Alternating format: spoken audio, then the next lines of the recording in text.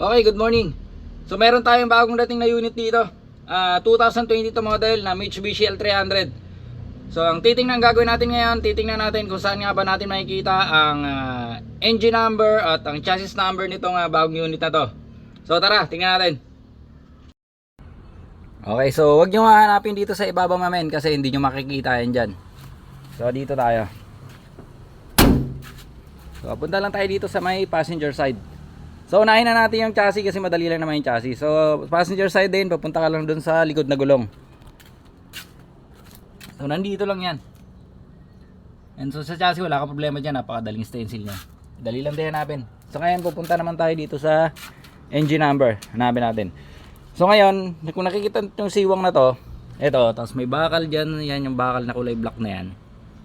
Dyan mismong tapat yung engine number nya. Pero doon tayo sa ilalim. So silipin natin dito. Yeah. Okay, sisiksik ka lang ng ganyan. So ito yung siwang na tinuturo ko kanina. Tapos ito yung bakal na kulay black. So pupunta ka lang dito sa loob. Yan, ito, nakikita nyo to, ito yung sa tambucho. Sa tambucho to.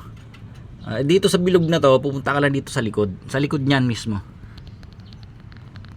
So ayun. Nakita ba? Blurred eh. Bakit ba blurred to? Ayaw luminaw Yun. So ayan. Yan na mismo yung engine number nya. Diba? So madali lang din naman. So mukhang okay lang din naman i-stencil to.